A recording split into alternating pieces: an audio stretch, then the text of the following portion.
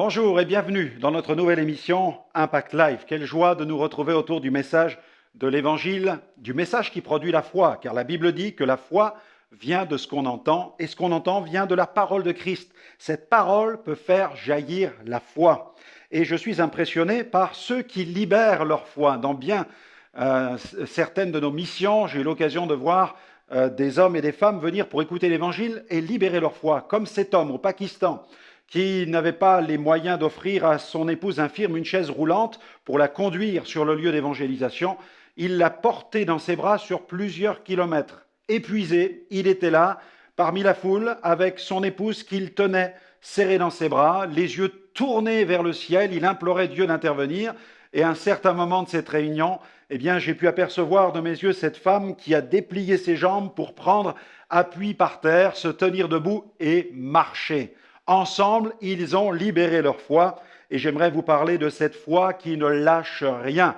Dieu désire que cette foi puise sa source dans la parole et qu'ainsi nous ne lâchons rien et que nous puissions voir la gloire de Dieu se manifester. Mais avant d'aller plus loin, marquons tout de suite une pause célébration, une pause musicale, un temps d'encouragement. C'est Matt Marvan qui nous invite à aller jusqu'au bout. Alors on l'écoute parce que cette foi va nous conduire jusqu'au bout, jusqu'à la victoire.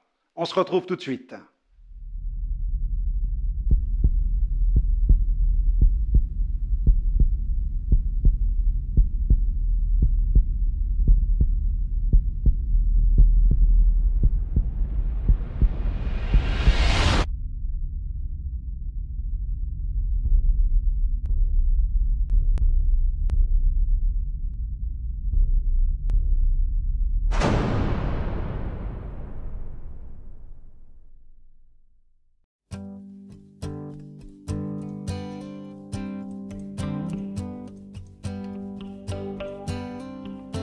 Tout le monde court après ces étoiles, admiré, bien des fois perçu comme un idéal. Cependant, nous avons tous une chance de trouver la raison de notre existence. Mais il faut qu'on s'accroche, un jour meilleur est proche. Il vaudrait mieux aller jusqu'au bout de nos rêves et que chacun vive son destin.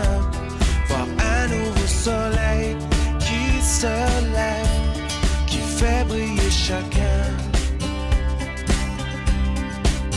Quand le doute nous surprend, nous envahit, sur notre route, la peur de ne plus trouver la sortie. Quand survient cette crainte du lendemain,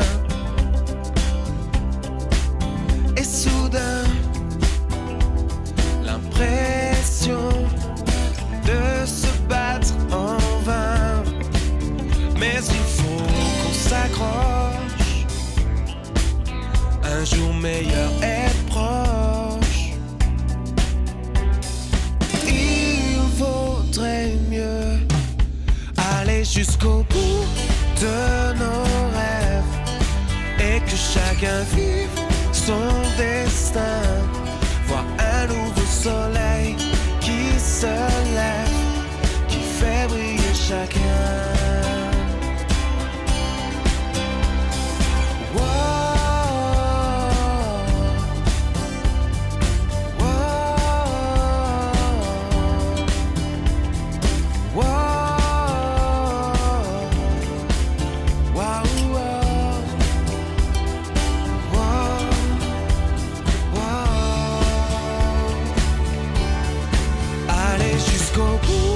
De nos rêves et que chacun vive son destin.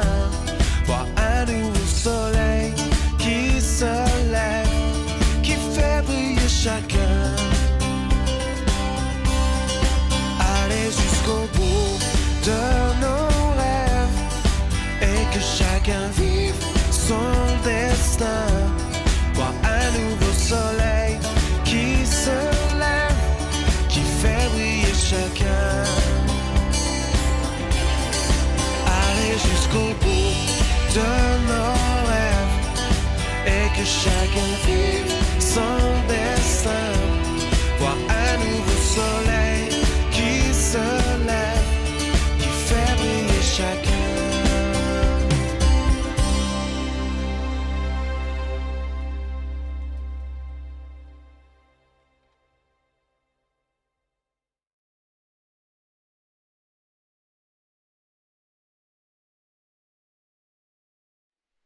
Merci à Matt Marvan pour ce chant qui nous invite à aller jusqu'au bout dans la foi. Dans l'évangile de Marc, je vois la foi qui s'exprime de multiples manières. Par exemple, une foi plutôt fébrile qui se trouve dans Marc chapitre 9, où un homme vit une situation difficile à cause de son fils, et Jésus demande au Père, parce que son fils est en train de se tordre de douleur, il est par terre, il écume, il est tenu par un mauvais esprit, et Jésus cherche à savoir ce qui s'est passé. Combien y a-t-il de temps que cela lui arrive ? Et l'homme explique qu'il s'est jeté souvent à terre. Et à un moment, il dit, mais si tu peux quelque chose, dans Marc 9, 22, il dit, mais si tu peux quelque chose, viens à notre secours, aie compassion de nous. Et Jésus lui dit, mais si tu peux, tout est possible à celui qui croit. Aussitôt, le père de l'enfant s'écria, je crois, viens en secours de mon incrédulité. Jésus, voyant accourir la foule, menaça l'esprit impur et lui dit, esprit muet et sourd, je te l'ordonne, sors de cet enfant et n'y rentre plus. Et l'enfant fut délivré. Nous avons là une foi qui est plutôt fébrile. Il vient tout de même vers Jésus malgré la fébrilité de sa foi. Allez vers le Seigneur malgré la fébrilité de votre foi. Et puis il y a un autre passage qui se trouve dans l'évangile de Marc au chapitre 1er, verset 40. Là, c'est plutôt une foi avec un peu d'expectative. Un lépreux vint à Jésus et se jetant à genoux, il lui dit d'un ton suppliant, « Si tu le veux, tu peux me rendre pur. » Jésus, ému de compassion, étendit la main et le toucha, et il lui dit, « Je le veux, sois pur. » Aussitôt, la lèpre le quitta, et il fut purifié. Nous avons là ici une foi qui est dans une certaine expectative. C'est une foi qui a une certaine réserve. Elle est un peu empêtrée avec la question de la volonté de Dieu. Est-ce que tu veux me guérir ou est-ce que tu ne veux pas me guérir ? J'ai la foi que tu pourrais le faire, mais est-ce que tu veux vraiment le faire ? Et Jésus lui dit, mais je le veux, sois pur. Et il fut purifié. On a vu cette foi un peu fébrile de cet homme, aie compassion de nous, si tu peux quelque chose. Là, nous avons cette foi un petit peu d'expectative, si tu le veux, tu peux me rendre pur. Et puis, nous avons une autre foi manifestée dans l'évangile de Marc, au chapitre 5, verset 23. Il est question de cet homme, de cette femme qui vient donc à la rencontre de Jésus. Jésus est en train de passer en ville et cette femme souffre d'une perte de sang et elle traverse la foule parce qu'elle sait que si elle le touche, elle pourra être guérie. Si je puis toucher le bord de son vêtement, je serai guéri. Cette histoire de l'évangile de Marc, chapitre 5.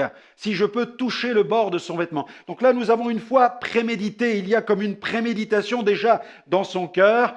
Le miracle est déjà en quelque sorte, il est en gestation. Elle sait qu'elle peut être guérie si elle parvient à toucher le bord de son vêtement. Elle vit dans l'attente du Messie et elle sait que si elle le touche, elle sera complètement guérie. Et elle parvint à toucher le bord du vêtement de Jésus et une force quitta le Seigneur, entra en elle et la maladie la quitta. Et puis nous avons dans l'évangile de Marc, toujours on reste aujourd'hui dans l'évangile de Marc, au chapitre 10, 4 merveilleuses histoires. Au verset 46, ils arrivèrent à Jéricho. Il s'agit cette fois de cette foi qui ne lâche rien.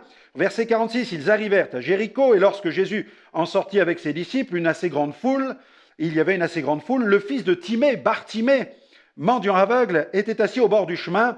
Il entendit que c'était Jésus de Nazareth et il se mit à crier, « Fils de David, Jésus, aie pitié de moi !» Plusieurs donc le reprenaient. Ils voulaient le faire taire. Donc pour le faire taire, mais il criait beaucoup plus fort, « Fils de David, aie pitié de moi !» Jésus s'arrêta et dit, « Appelez-le !» Ils appelèrent l'aveugle et en lui disant, « Prends courage, lève-toi, il t'appelle !» L'aveugle jeta son manteau, se levant d'un bond, vint vers Jésus. Jésus, prenant la parole, lui dit, « Que veux-tu que je te fasse ?» Rabouni, lui répondit l'aveugle, « Que je recouvre la vue. » Et Jésus lui dit, « Va, ta foi t'a sauvé. » Aussitôt, il recouvra la vue et suivit Jésus dans le chemin. Quelle scène extraordinaire. Là, c'est une foi qui ne lâche rien. Il veut vraiment atteindre Jésus. Mais on l'empêche, on le reprend, on lui dit de se taire, on le renvoie. Non, non, laisse le maître tranquille. Mais non, fils de David, aie pitié de moi. Et je vous invite véritablement, à crier vers le Seigneur, à le supplier. Parce que la Bible dit, quand un malheureux crie, l'Éternel l'entend et il le délivre de toutes ses détresses. Alors ne craignez pas d'implorer le Seigneur là où vous êtes, dans le pays où vous habitez, devant votre écran de télévision ou votre écran d'ordinateur. Implorez le Seigneur. Tournez-vous vers la parole de Dieu. Tournez-vous vers la Bible. Tournez-vous vers le Dieu vivant qui a envoyé Jésus sur la terre. Jésus qui est venu, qui a marché parmi les hommes, qui a accompli ses miracles. Mais Jésus qui est venu et qui est mort sur la croix pour nos péchés. Il a versé son sang. Il a payé la dette. Il a donné sa vie en rançon pour tous. Mais le troisième jour, il est sorti du tombeau comme il l'avait lui-même prophétisé. Il faut que le Fils de l'homme soit crucifié et qu'il ressuscite le troisième jour. Et le troisième jour, Jésus est sorti vivant, victorieux. Jésus a vaincu la mort. Il a vaincu le péché, il a vaincu nos maladies, il a traversé le jugement. Le jugement n'a pas eu d'emprise sur lui. Le châtiment qui nous donne la paix est tombé sur lui. Jésus a été frappé par le châtiment. Mais parce qu'il était sans péché, il est ressuscité et il vit pour l'éternité. C'est pourquoi tournez-vous vers le Seigneur, un peu comme Bartimée l'a fait. Il a entendu que c'était Jésus de Nazareth. Il s'est mis à crier, « Fils de David, aie pitié de moi !» Et crier, demandez au Seigneur d'avoir pitié de vous, demandez-lui pardon pour vos péchés. Et il criait beaucoup plus fort, nous dit la Bible, il criait encore plus fort. Et finalement, il a jeté son manteau, ce manteau qui symbolisait son état de mendicité, qui symbolisait sa vie à terre, un homme à terre, dans son infirmité, dans ses souffrances, dans son enfermement, dans son obscurité, dans son aveuglement. Et à l'instar de Bartimée, nous sommes un peu comme lui, aveugles, à cause de nos péchés, incapables de voir Dieu. Et notre manteau est un manteau de misère, de défaite et d'échec. Mais il nous faut le jeter, le manteau d'une vie sans Dieu, le jeter pour suivre comme il l'a fait. Il a suivi Jésus dans le chemin, c'est ce que nous dit la Bible. Il a suivi le Seigneur, d'un bond, il s'est mis debout. Et d'un bond, mettez-vous debout pour lui. Là où vous êtes, demandez-lui pardon. Seigneur, pardonne-moi, pardonne mes péchés, ouvre mes yeux que je vois ta gloire.